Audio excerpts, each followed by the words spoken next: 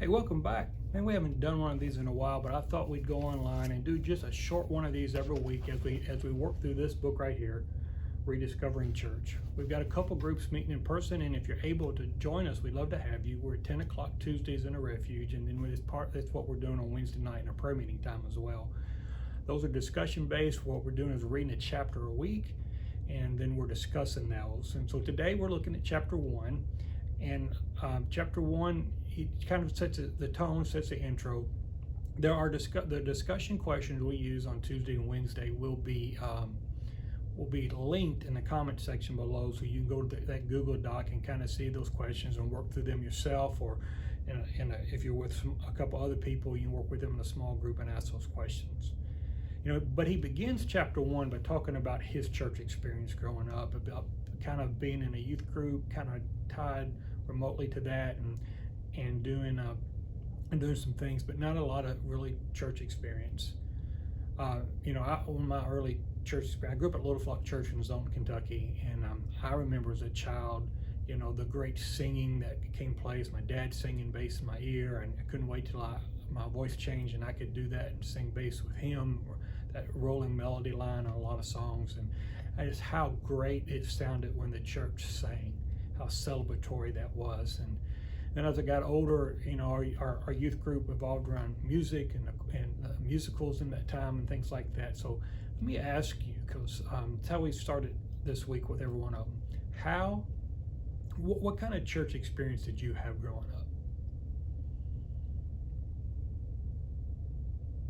Okay, now that's not one of the questions on the discussion question, but it kind of sets the stage to help us see how we all had a different church experience. Some didn't have none, some had a lot, some were tied to a youth group or a children's ministry, some went with your parent or your grandparent, and some may not have gone at all.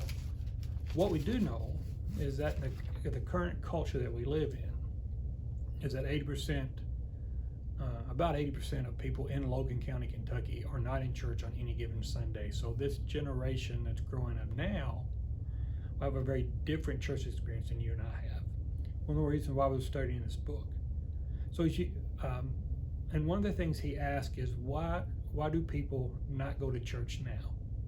Especially in the last couple of years, there's been a lot of different excuses. And so you'll find that's one of the questions we're going to ask, so you go through that there. But I wanted to talk about that. And one of the things he said when he got back to that, he asked the definition, was a church. He said, I could not have given you a well-formed answer, but the two ideas of preaching and people, a gospel word and a gospel society, were growing in his mind when he got back into church. A gospel preaching and gospel people and a gospel society. And so that's what church is. Church is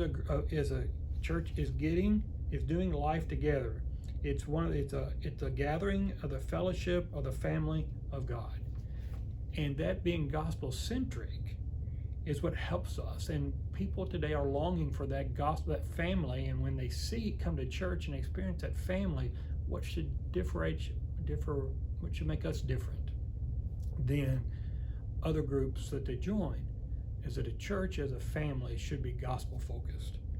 And so the church is, and you'll see a graphic in the book, and I'd like for you to just take a minute, kind of walk through that graphic you see in your book of the nine chapters we're going to cover. What is the church? And that is a group of Christians who assemble in an earthly assembly, earthly embassy of Christ, and he walks through those 9 things. But ultimately, we know that church is about love and being loved. Church is a group of people who know they've been loved by God and have began to love one another in that way. And I hope that you've had experiences where you have experienced the love of Christ in a real and tangible way, not only for Christ, but also through other believers in a church. And we know exactly how God demonstrated his love for us. God demonstrated his love for us that while we were yet sinners, Christ died for us.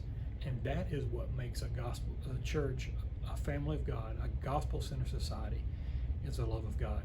Hey, go to the Google Doc, look at the questions, answer those, and we'll see you again next week.